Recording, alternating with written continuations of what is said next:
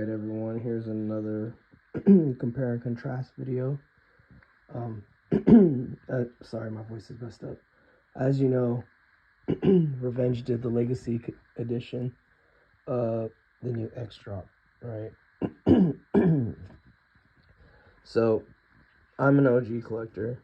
Been around since 2017, and I was really excited for these to happen, but the overall execution I don't like. They went through another company, and sorry, my voice is just shot right now. Off the bat, I see a lot of quality control errors, which is typical for Revenge. If you think you're getting a perfect hoodie, don't. But I could see some of this is underbaked. Their puff has relatively gotten better, but if you ask my personal opinion, I prefer the OGs. Now, this one in particular, I'm surprised how puffy it is, because you never really get them this puffy. And a lot of people prefer the wider look, which, in my opinion, if you like it, you like it, but I don't. I prefer the OG independent SS 4500 midweight blanks, which majority of touring breads, these are cut off.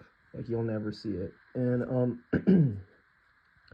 sleeve text, it's crisp, and the lightning tags, this is what made the brand, in my opinion, back then.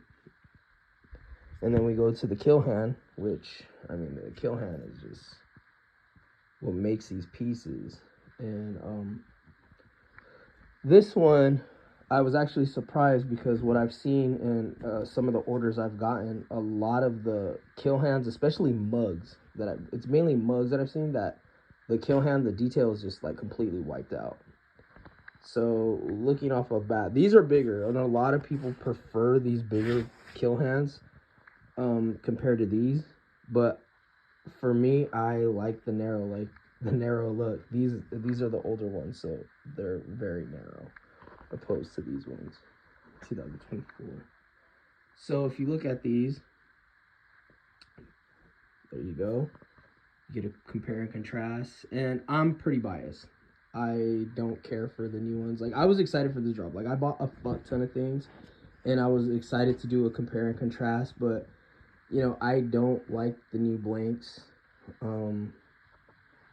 They're okay. I miss the crop, which these are pretty easy to do. All you have to do, people ask me all the time, how do you crop the hoodies, and it's relatively simple. So if you guys miss the OG style, and like this with the independent, it's simple.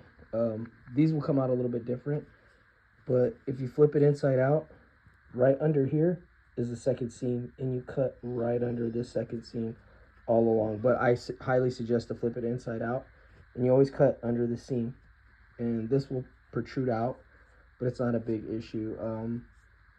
Like I said, I have mixed feelings with these, and no, it's not because of resale. Like, I don't care. Like, it was funny that everybody has been reselling these, and everyone kind of like forgot about these ones. And to be honest, I bought a shit ton of my old stuff back. Some of it's open, some of it I found for steals, and I got this one off my homie from Canada, and he found a clean one, and he bought it, and then he was like, it's extra large, I don't really like it.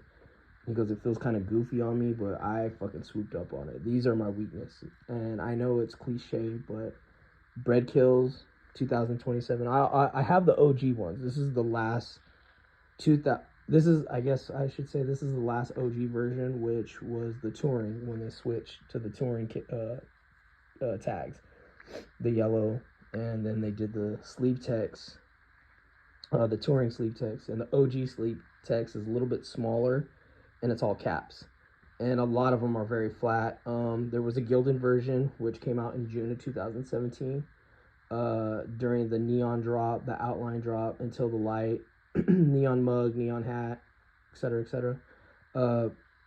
But this one was the July release, when they switched the blanks out back to the independent SS 4500, and they stopped making the OG black tags, white tags. and size tags.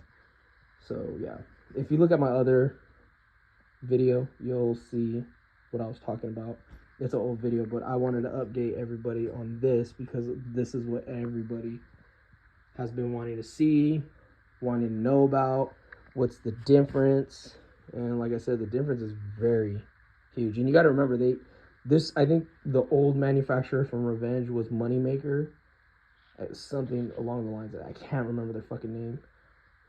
And this one is all apparel brand. I think I can't remember. I can't remember on the top of my head, but I do follow him on IG, and that's how we kind of found out about the leaks with the Legacy.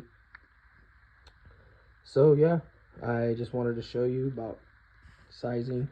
Last but not least is the terry cloth. This doesn't feel like terry cloth, which is good. A lot of the terry cloth I hate, so these feel like the blanks they have been using.